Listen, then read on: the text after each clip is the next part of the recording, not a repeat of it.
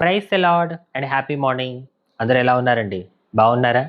నిజంగా మన డేని దేవుని వాక్యాన్ని ధ్యానిస్తూ ఈ విధంగా ప్రారంభించడం అనేది అది మనకి మన కుటుంబానికి ఎంతో ఆశీర్వాదకరం. మీలో చాలామంది చెప్తున్నారు, అంజలి అక్క, మా డేని దేవుడి వాక్యంతో ప్రారంభించడం మాకు ఎంతో ఆశీర్వాదకరంగా ఉంది. నిజంగా డేలో ఫస్ట్ ప్లేస్ దేవుడికి ఇవ్వడం, మరి వాక్యంతో మా డేని స్టార్ట్ చేయడం వల్ల ఆ డే అంతా కూడా దేవుడు మనకు తోడుగా ఉంటాడు అనే ఏదో తెలియని కాన్ఫిడెంట్ ఉంది. ఆత్మలో మేము ఎంతో బలపడుతున్నామని చెప్పి చాలామంది తెలియజేస్తున్నారు. అందును బట్టి all glory to God alone. And ఈ వీడియోని అనేకులకు షేర్ చేసి మీరందరూ దేవుని పనిలో భాగం అవ్వండి. అది మీకు కూడా చాలా ఆశీర్వాదం. అండ్ లాస్ట్లో నేను ఒక క్వశ్చన్ అడుగుతాను. ఆ క్వశ్చన్కి మీలో ఎంతమంది ఆన్సర్ చేస్తారో చూద్దాం. అండ్ చివరిలో మీ అందరి కోసం నేను ప్రార్థన చేయబోతున్నాను.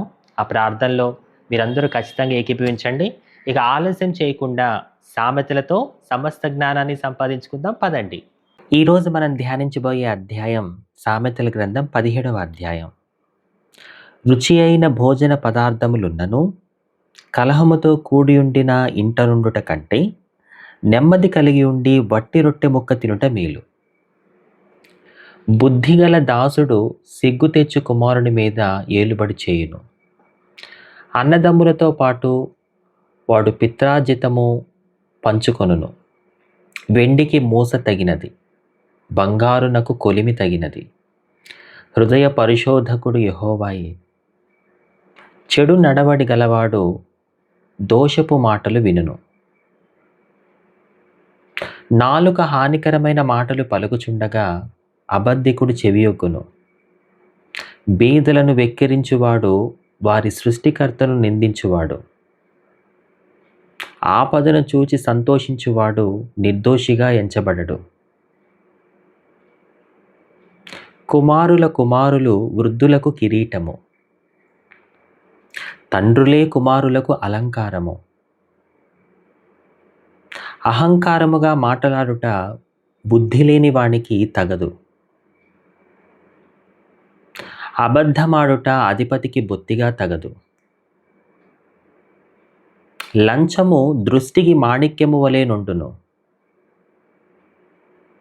అటివాడు ఏమి చేసినను దానిలో యుక్తిగా ప్రవర్తించును. ప్రేమను వృద్ధి చేయగోరువాడు తప్పితములు దాచిపెట్టును. జరిగిన సంగతి మాటిమాటికి ఎత్తువాడు మిత్రభేదము చేయును. బుద్ధిహీనునికి 100 దెబ్బలు నాటునంత కంటే బుద్ధిమంతునికి ఒక గద్దింపు మాట లోతుగా నాటును. తిరుగుబాటు చేయువాడు కీడు చేయుటకే కోరును.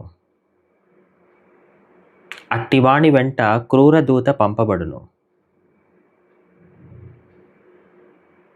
పిల్లలను పోగొట్టుకొనిన ఎలుగుబంటిని ఎదుర్కొనవచ్చును గాని మూర్ఖపు పనులు చేయుచున్న మూర్ఖుని ఎదుర్కొనరాదు. మేలుకు ప్రతిగా కీడు చేయువాని ఇంట నుండి కీడు తొలగిపోదు. కలహారంభము నీటి గట్టున పుట్టు ఊట. వివాదము అధికము కాకమునిపే దాని విడిచిపెట్టుము.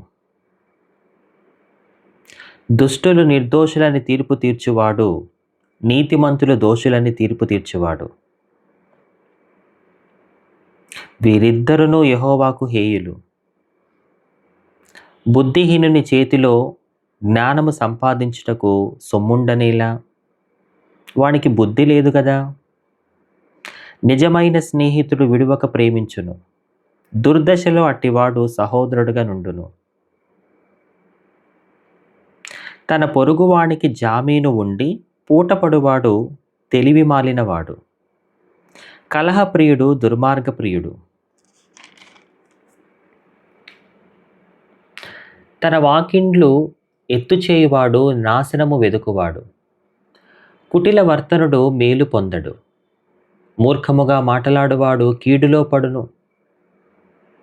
బుద్ధిహీనుని కనిన వానికి వ్యసనము కలుగును. తెలివి లేని వాని తండ్రికి సంతోషము లేదు. సంతోషము గల మనస్సు ఆరోగ్య కారణము. నలిగిన మనస్సు ఎముకలను ఎండిపోజేయును. న్యాయ విధులను చెరుపుటకై దుష్టుడు ఒడిలో నుండి లంచము పుచ్చుకొనును. జ్ఞానము వివేకము గలవాని ఎదుటనే ఉన్నది. బుద్ధిహీనుని కన్నులు బూదిగంతములలో ఉండును. బుద్ధిహీనుడకు కుమారుడు తన తండ్రికి దుఃఖము తెచ్చును. తన్ను కనిన దానికి అట్టివాడు బాధ కలుగజేయును. నీతిమంతులను దండించుట న్యాయము కాదు, అది వారి యథార్థతను బట్టి మంచివారిని హతము చేయుటే. మితముగా మాటలాడువాడు తెలివిగలవాడు, శాంత గుణము గలవాడు వివేకము గలవాడు.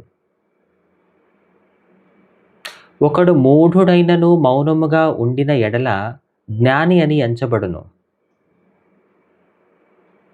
అట్టివాడు పెదవులు మూసికొనగా వాడు వివేకి అని ఎంచబడును. ఈ మాటలు దేవుడు మన హృదయంలో భద్రపరచునుగాక. ప్రార్థన చేసుకుందాం. Let's pray. అందరూ ప్రార్థనలు ఏకీభవించండి. గొప్ప దేవుడా, నీకు వందనాలు నాయన. మాకు ఒక నూతన దినాన్ని దయచేసావు, నీకు వందనాలు తండ్రి.